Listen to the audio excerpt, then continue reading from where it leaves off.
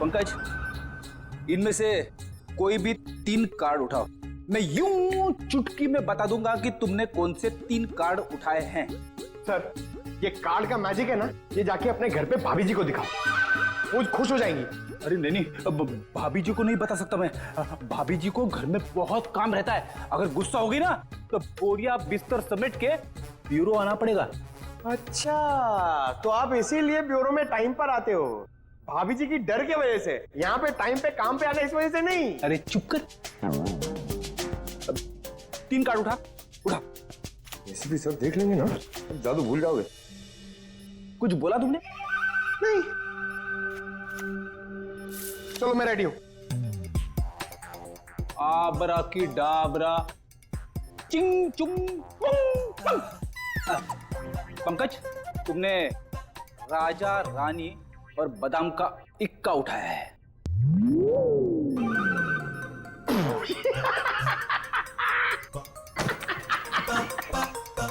Fail हो गया magic, fail हो गया आपका।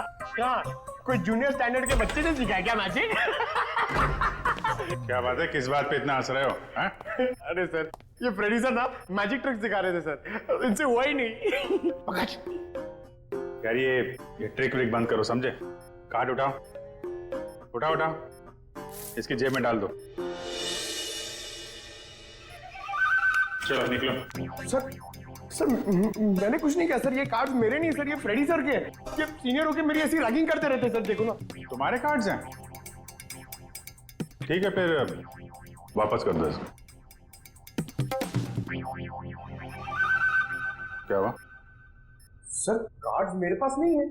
अबे क्या बात कर रहा है? अभी तो तेरे जेब में डाले थे मैंने। नहीं सर, मेरी जेब खाली है। अरे कार्ड्स डाले नहीं होंगे इसकी जेब में तुमने? अरे सर, आपके सामने डाले थे। नहीं डाले, तुम्हारी जेब में ही है। अरे इधर चेक करो ना।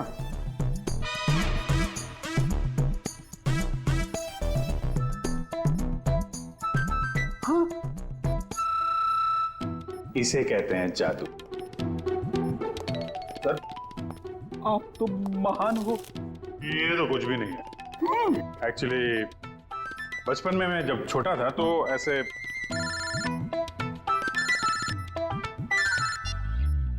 हेलो,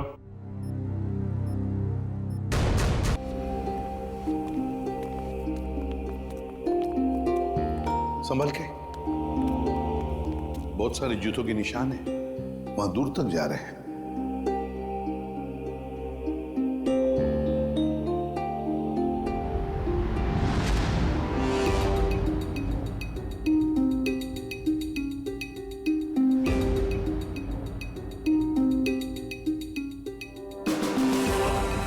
माय गॉड, बड़े अजीब तरीके से मारा इसे।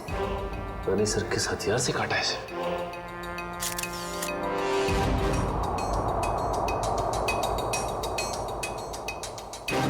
इसके शरीर पर कहीं कोई चोट या घाव का निशान तो है नहीं। इत्मीनान से काटा गया इसे, हाथापाई के निशान तो दिख नहीं रहा। तो सर इसके पास कोई भी आइडेंटिटी प्रूफ भी नहीं। देखो सर, आसपास कुछ मिलता है क्या?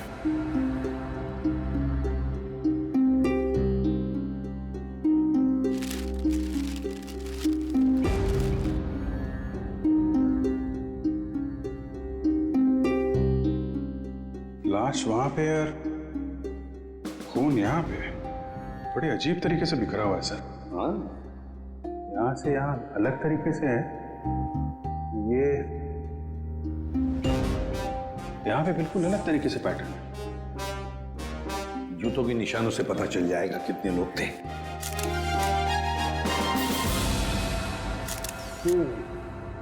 बॉस, कुल 6 जोड़ी जूतों के निशान है यहाँ पर। 6 जोड़ी, उसमें से एक इस आदमी के जूते का निशान है जो मरा हुआ है। सर ये पेपर्स पे तेल लगा है। लगता है जो लोग यहाँ पर थे इसमें कुछ खाने का सामान लाए होंगे। और सर ये सारे पन्ने एक जैसे किसी गणित किताब से फाड़े गए। और नाश्ता अगर है तो आसपास से ही मंगवाया होगा। पता लगाओ आसपास की दुकानों से। हैं?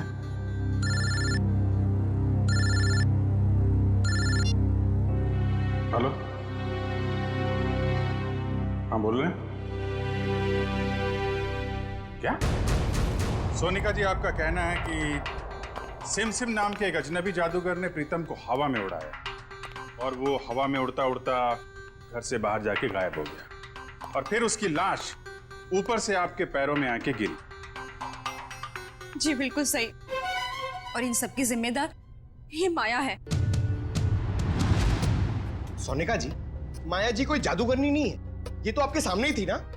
देखिए ना सर, ये कैसी बहकी बहकी बातें कर रही है। सोनिका जी, आपको ऐसा क्यों लगता है कि प्रीतम की इस हालत की जिम्मेदार माया जी हैं? सर, इनके और मेरे पति के बीच में काफी टाइम से तनाव चल रहा था और वो पार्टी भी तो इन्होंने ही रखी थी और वो जादूगर वो भी तो इन्होंने ही बुलाए थे। नहीं सर जी, जादूगर माया ने नहीं बुलवाए थे, वो तो झिलमिल ने बुलवाए थे। झिलमिल? झिलमिल माया की मैनेजर। बताइए झिलमिल जी।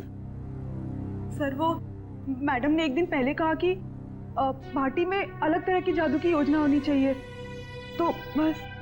तो वो जादूगर आपने बुलाए थे?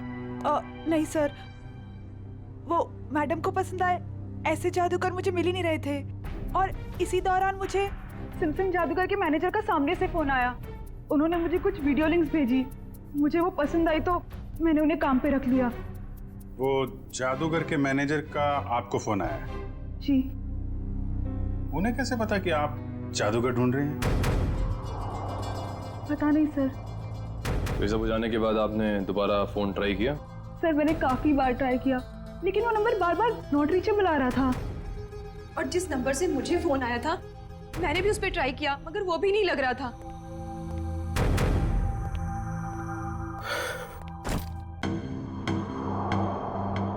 अच्छा माया जी, अब मैं चलता हूँ। ये क्या है? आप कौन है? ये मेरे ऑफिशियल गेस्ट हैं, मिस्टर आरव। सर, अब मैं जा सकता हूँ? आप कल रात पार्टी में थे? नहीं सर, मैं तो यहाँ किसी काम के सिलसिले से आया था। कल खंडाला में मेरा एक इवेंट है, बस अब मेरा जाना बहुत जरूरी है। ठीक है, अगर आप पार्टी में नहीं थे तो आप जा सकते हैं। Thank you sir. माया, कल तुम्हारा आना बहुत जरूरी है। श्योर। नमस्कार आंटी जी। नमस्ते।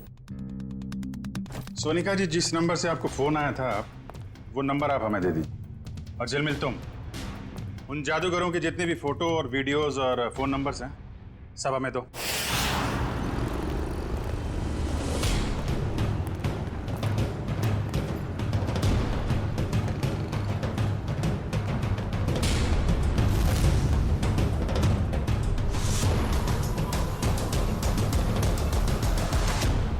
कहिए सर, कितने समोसे पैक कर दूं? अरे भाई, हम लोग समोसा खाने नहीं आए। ये समोसा जो पैकिंग करते समय पेपर का इस्तेमाल करते हैं आप, उसके बारे में कुछ पूछना था। जी, मैं को समझा नहीं। यहाँ से जो दूसरी गली है वहाँ पर एक बंद स्टोर हाउस में किसी का खून हो गया है। ये कागज हमें वहीं मिले। मुझे कुछ पता नहीं साहब। देखिए इसको ध्यान से, पहचानते हैं इसे आप? अरे बाबा, नहीं साहब, ये तो वो 9th स्टैंडर्ड की मैथ्स का पेपर है जो पिछले हफ्ते हम रद्दी में ले आए थे। बेटा, ये इन पेपर्स को तुम पहचानते हो? हाँ जी सर, मैं यहीं पढ़ता हूँ ना और मेरा यही स्कूल है। ये मेरा बेटा है टमटम। मेरा असली नाम विनय है। तो एक बात तो साफ हो गई कि जिन लोगों के खिलाफ सबूत मिले हैं वो लोग तुम्हारे यहाँ से ही नाश्ता और खाना लेके जाते थे। और ऐसे काफी सारे कागज थे वहाँ पर। मतलब वो लोग यहाँ अक्सर आते थे? साहब, 2 लोग तो आते थे, 2-4 दिन से रोज नाश्ता लेके जाते थे। हाँ साहब, याद आया, लेकिन कल शाम से वो लोग नहीं आए। एक लड़का था और एक लड़की, और उस लड़की के चेहरे पे एक लंबा सा घाव का निशान था। वो दीदी मुझे टॉफी की जादू दिखाती थी।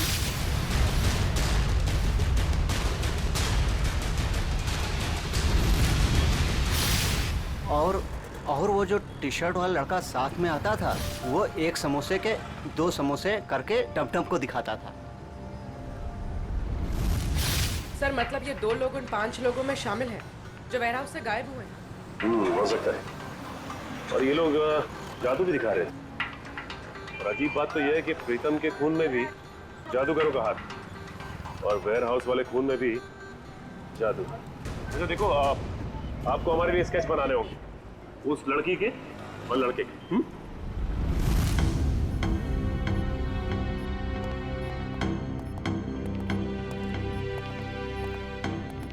सालुंखे, ये क्या हो रहा है?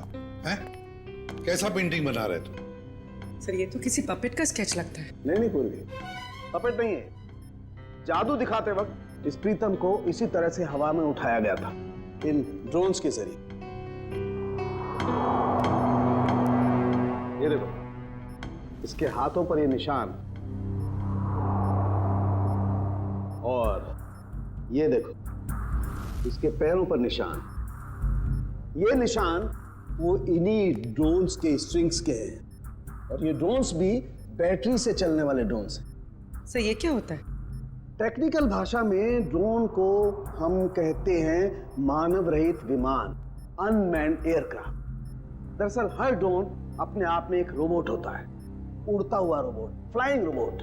तो ये जादू था उन जादूगरों का। लोग उड़ती हुई बॉडी को देखने में हैरान थे, लेकिन इस बॉडी के तार जुड़े हुए थे उस ड्रोन से जो आसमान से आए थे। काफी ऊपर थे, इसलिए किसी को दिखाई नहीं पड़ा। पर सर ये बॉडी, इसकी मौत की वजह तो जादू नहीं।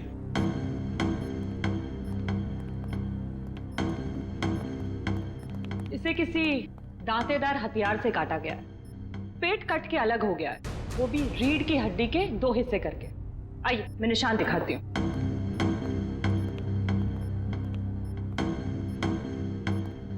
ये देखिए, इसकी स्किन ठीक से नहीं कटी है, स्मूथ नहीं है, खुरदुरे तरीके से काटी गई है।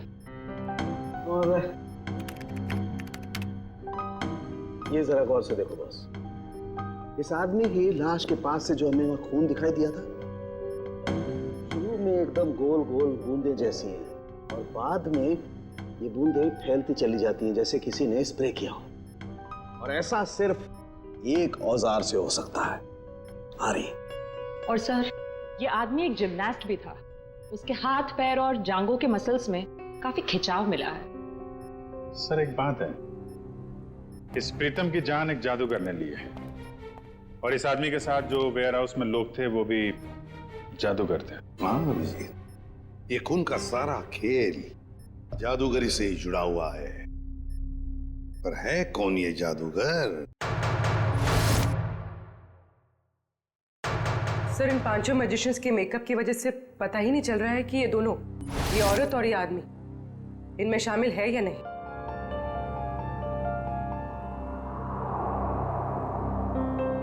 पूर्वी, ऊपर से 2 नंबर पे जो औरत है ना मैजिशियंस में, वो, और नीचे की ये जो 2 फोटोग्राफ्स है उसमें ये औरत, इन दोनों के फोटोग्राफ्स जूम करो। अभिजीत देखो, दोनों के चेहरे पर ऐसे स्कार है, जख्म का निशान है। नाक से लेकर बाएं गाल पे इसके है, और ये इस फोटो में भी ये निशान उभरा हुआ, मेकअप से दबा नहीं है। सर इसका मतलब माया के घर पे और वेयर हाउस में दोनों ही जगह ये लड़की थी। हाँ, और बाकी के चारों का भी पता चल जाएगा जैसे उनका ये मेकअप उतर जाएगा ना वैसे। सर ये रोहित है, ग्राफिक एक्सपर्ट। रोहित, इन 5 फोटोग्राफ के मेकअप उतार दोगे और इनका असली चेहरा सामने आ जाएगा? जी सर, पर मुझे थोड़ा टाइम लगेगा। चलो शुरू हो जाओ।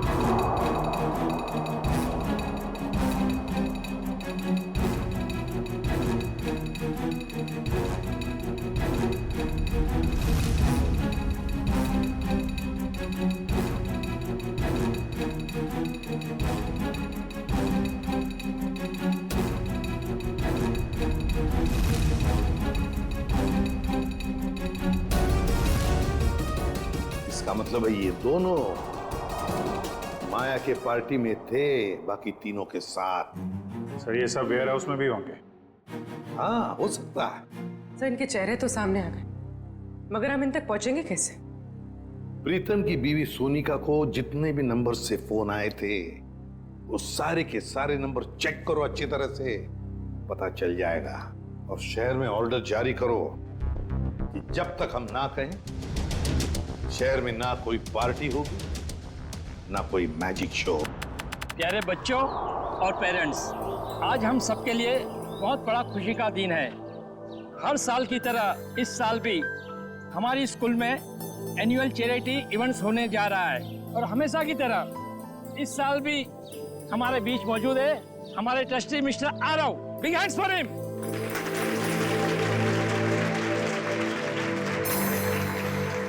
और बच्चों, आज की इवेंट शुरू करते हैं हम एक मैजिक शो के साथ। बड़े ही काबिल जादूगर अपने खेलों से हमारा मनोरंजन करेंगे।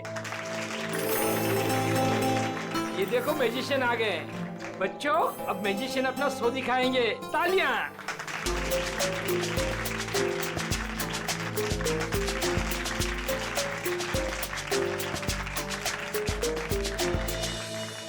प्रिंसिपल सर, अगर आज कोई बड़ा मैजिक एक्ट होगा ना, तो उसमें मैं हिस्सा लूंगा। अरे जरूर, इससे तो बच्चे को प्रेरणा मिलेगी। बच्चों, शांति बनाए रखो। मैं हूँ विशाखा, और आज हमारी टीम आपके सामने जादू के कुछ ऐसे किरदार दिखाएगी जो आपने ना कभी देखे होंगे, ना कभी सुने होंगे।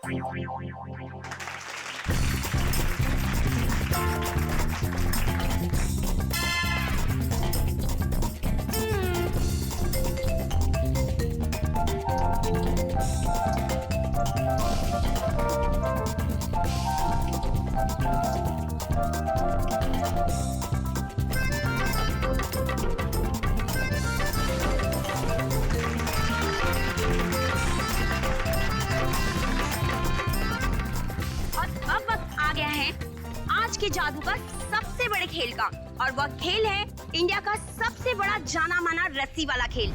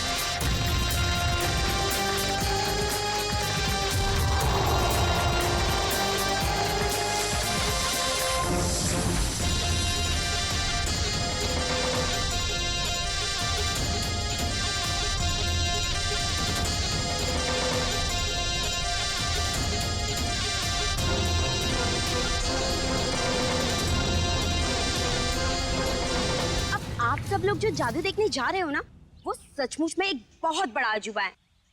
क्या इस खेल को आप में से कोई खेलना चाहेगा? आप? हाँ हाँ जरूर करूंगा। जी सर, प्लीज आइए।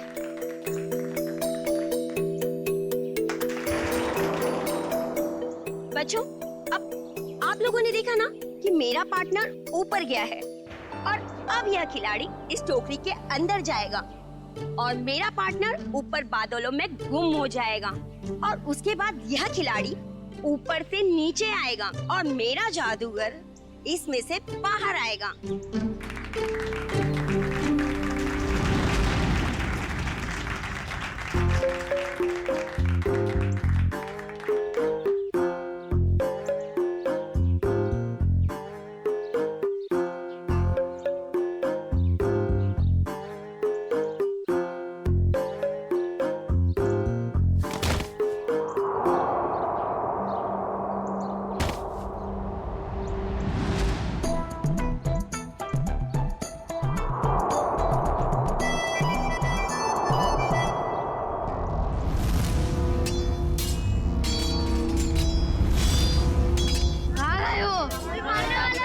मुझे मत मारो, मत मारो मुझे, बचाओ। मत बच्चों। कोई तो बचाओ।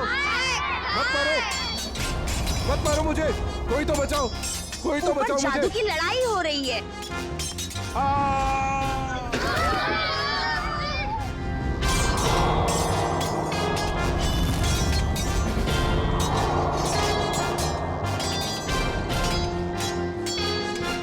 कुछ नहीं हुआ है बच्चों, शांत रहो, शांत रहो, ये जादू है बस, और कुछ नहीं है।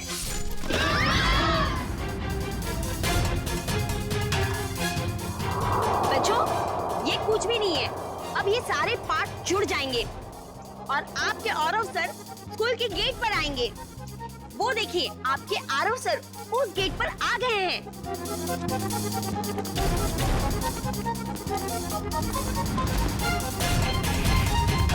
अरे यहाँ तो कोई नहीं है, चलो जाके जादूगर से पूछते हैं।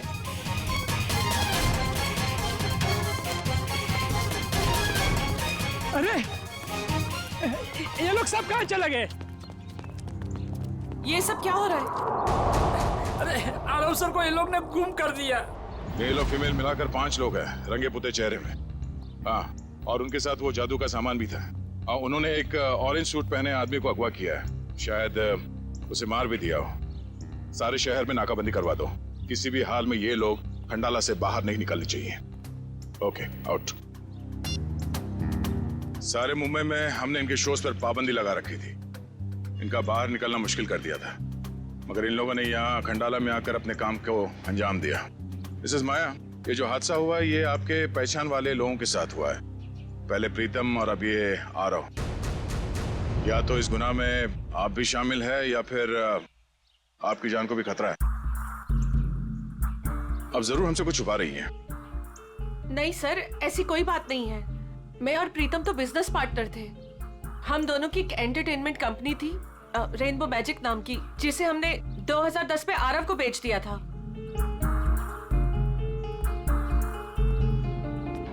इस माया के मायाजाल की सच्चाई जानने के लिए हमें इसके अतीत में जाना होगा। इसकी कंपनी और पार्टनरशिप की कहानी क्या है ये पता लगाना पड़ेगा। क्या?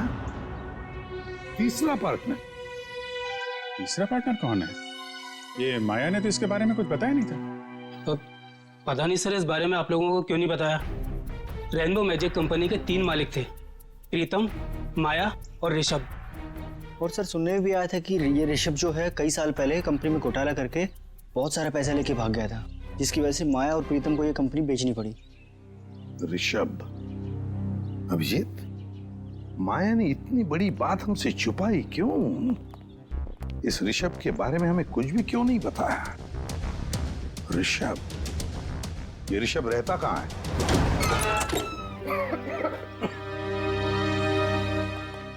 वाकई घर को देख के लगता है कि काफी समय से बनता है। हाँ, काम करते हैं, घर का कोना कोना छान मारते, एक एक इंच देखो अच्छी तरह से, शायद कोई छुपा हुआ सुराग मिल जाए। हैं? लग जाओ काम पे।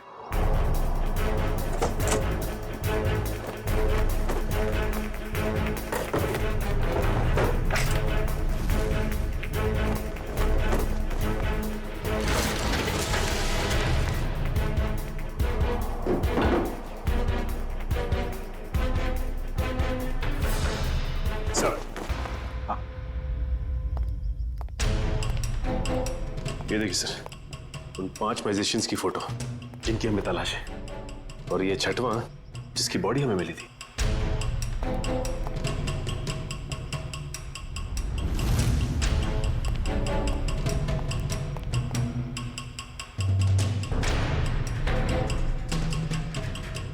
सर, सर किसी वास का टुकड़ा मिला है। वास का टुकड़ा? और बाकी हिस्सा कहाँ है? बाकी हिस्सा नहीं मिला। कहीं इस वास से तो कुछ नहीं किया ऋषभ को?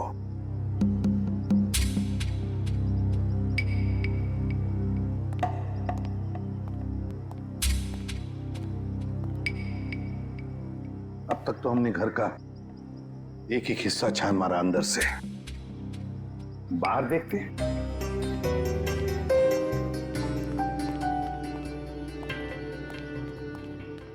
देखो सर, देखो आसपास कुछ मिलता है क्या?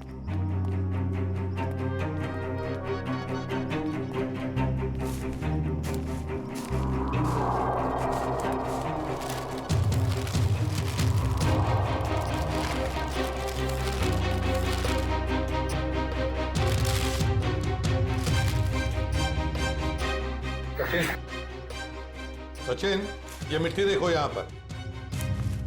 यहाँ पर कुछ तो गड़बड़ है, जरा इसे खोद के देखो।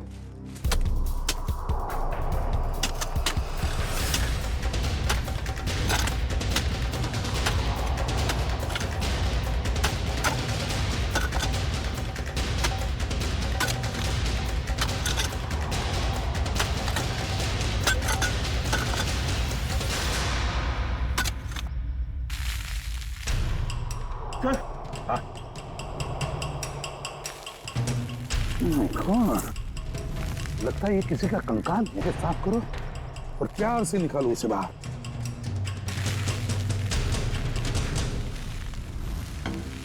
देखो, ये देखो, लगता है ये इस वास का हिस्सा है। ये देखो सर, कुनी ने एक हिस्सा गाड़ दिया और एक हिस्सा अंदर ही छोड़ दिया। फिर भी लगता है मारते वक्त ये हिस्सा वहीं पर गिर गया, ये बच गया तो उसने इसको दबा दिया है यहाँ पर।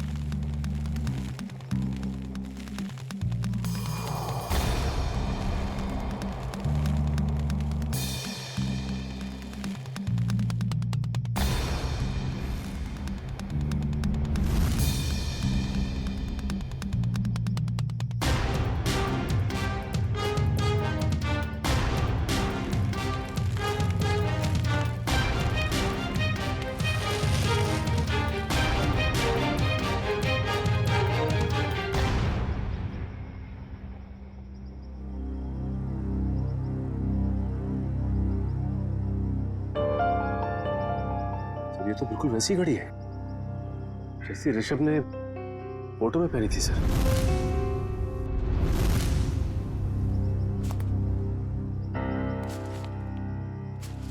ऋषभ की घड़ी? मतलब ऋषभ को मारकर यहाँ गाड़ दिया है किसी ने, और लोग समझ रहे थे कि ऋषभ गायब हो गया। सर फिर तो हमें माया से पूछताछ करनी होगी सर।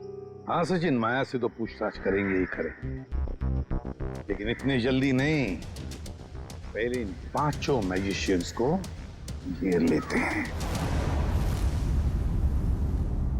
Sir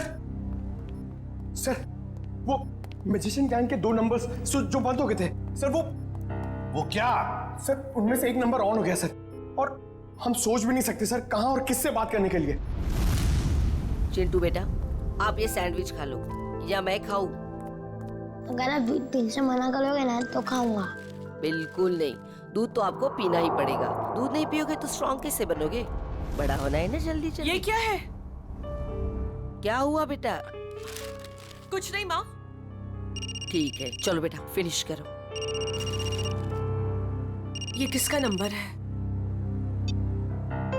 hello. अपने चेहरे के हाव भाव बदले बिना अपने माँ और बेटे से कहो कि मैं किसी जरूरी काम से बाहर जा रही हूँ और हमसे आकर रेखा विला पे मिलो। और ये पूछने से पहले कि मैं कौन हूँ, ये जान लो कि सीआईडी को पता चला हो या ना पता चला हो कि तुमने क्या किया है ऋषभ के साथ। मगर हमें सब पता है, और अगर तुम चाहती हो कि चिंटू सही सलामत रहे तो हमसे मिलकर हिसाब पूरा कर लो।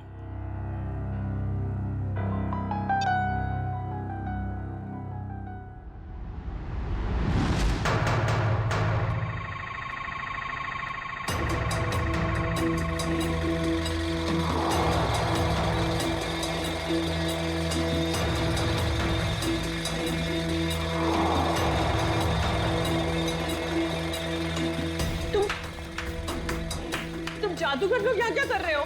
आइए माया जी, आइए। एक बार फिर से हमारे शो में आपका स्वागत है।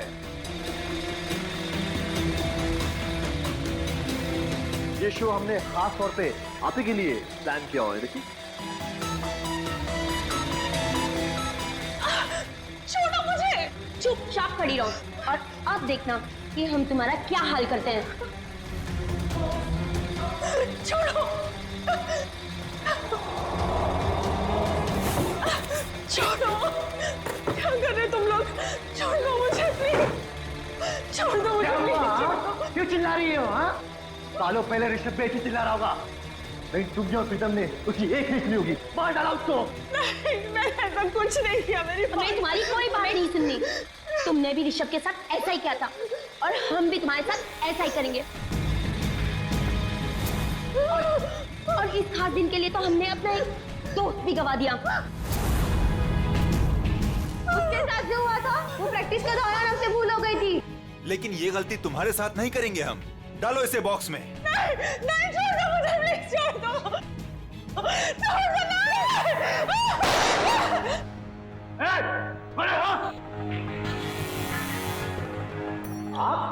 छोड़ दो उसे। ये लोग मुझे मारना चाहते हैं। माँ, माया, माया बिल्कुल मत डरो। ये लोग तुम्हारा कुछ नहीं बिगाड़ सकते।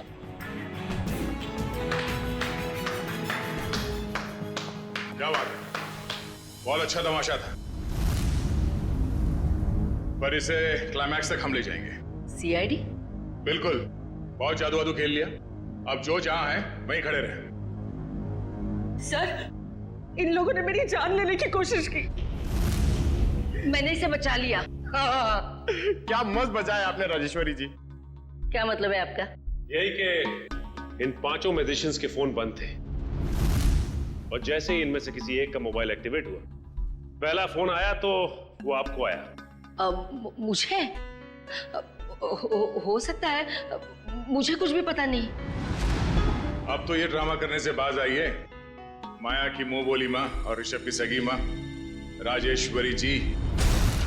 पहले तो इन पांचों को माया को मारने के लिए भेजा, अब खुद आ गई बचाने के लिए। मार दूंगा इस माया।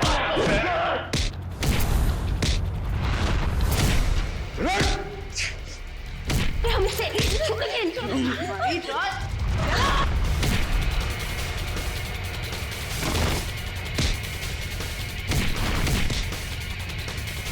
बहुत जादू दिखाया तूने, अभी ये जादू देख।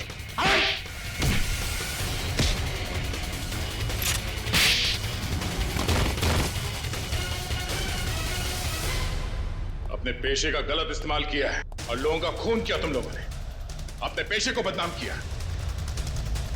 अब जेल में खेलना चक्की पीसने का खेल। राजेश्वरी जी, आप तो माया के घर में उसके साथ ही रह रही थी और वहीं पर प्लान भी कर रही थी 5 मैजिशियंस को लेकर अपने बेटे ऋषभ की मौत का बदला लेने के लिए। वाह, क्यों ना करती मैं ये सब? कहिए ना, क्यों नहीं करती? इस माया और प्रीतम ने दोनों ने मिलकर मुझे और सारी दुनिया को धोखे में रखा। मेरे बेटे को धोखेबाज मुजरिम और भगोड़ा कहा और तो मुझे भी इस बात का भरोसा दिला दिया। आपको कानून का सहारा लेना चाहिए था। कानून सजा देता इनको, लेकिन आपने खुद कानून को हाथ में ले लिया। सर, आपका कानून सबूत मांगता है और मेरे पास कोई सबूत नहीं था। सबूत ना होने पर इस माया और प्रीतम को कानून छोड़ देता। इसलिए मैंने इनके साथ ही आरव को मारने का भी प्लान कर दिया ताकि कोई सबूत ही ना रहे। और माया, तुमने क्यों मारा ऋषभ को? सर मैंने ऋषभ को नहीं मारा है। उस दिन हालात ही कुछ ऐसे थे। हम घाटे में हैं और मैं कर्ज में। तुम्हारी जिद की वजह से मैं और माया मुसीबत और झेलने वाले नहीं है। कंपनी बिकेगी, अब तो कुछ नहीं कहेगा, समझा? तू मुझे समझाएगा क्या करना चाहिए क्या नहीं? हाँ? अगर तू मेरे रास्ते में आएगा ना, मैं तुझे छोड़ूंगा नहीं। मुझे मारेगा तू? मुझे तेरी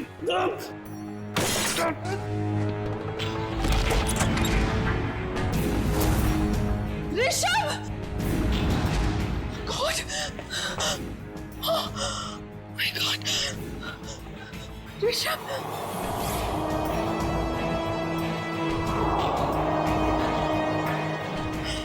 गॉड! ये क्या किया तुमने? मार दिया इसे! मैं पुलिस को सब कुछ बताऊंगी और राजेश्वरी आंटी को भी। मैं पुलिस को बता दूंगा कि तुमने ऋषभ का खून किया है। प्रीतम ने मुझे ऐसे मजबूर कर दिया कि मेरे पास और कोई रास्ता ही नहीं बचा। मैं सच कह रही हूँ, मुझे इस बात का बहुत अफसोस है। इसीलिए मैं माँ को, मेरा मतलब राजेश्वरी आंटी को अपने साथ अपने घर ले गई। मुझे तो इस बात का कभी पता नहीं चलता कि इस माया ने और प्रीतम ने मेरे बेटे के साथ क्या किया है। लेकिन पिछले महीने जब ये प्रीतम को धमका रही थी। देखो मुझे उकसाओ मत, वरना मैं सबको बता दूंगा कि हम दोनों ने मिलकर ऋषभ को मारा है। तब मैंने सब सुन लिया। सच्चाई जानने के बाद भी आपने माया को कोई नुकसान नहीं पहुंचाया और इनके घर में ही रहती रही, क्यों? पिछले कई सालों से मैं इसके और इसके बेटे चिंटू के साथ इसके ही घर में रह रही हूँ। कई बार इसे मारने के बारे में सोचा, आज भी इसे मारना चाहती हूँ, लेकिन इसके बेटे चिंटू का ख्याल आता है। उसी की वजह से तो यूं आज तक ये बचती रही। एक बच्चे से मैं उसकी माँ को कैसे छीन सकती हूँ?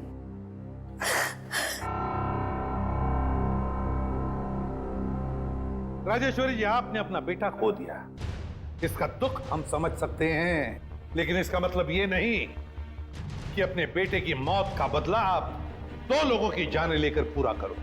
नहीं। और माया, तुमने एक मुजरिम का साथ दिया, प्रीतम का साथ दिया। कानून तुम दोनों को कभी माफ नहीं करेगा। कड़ी से कड़ी सजा होगी तुम दोनों को।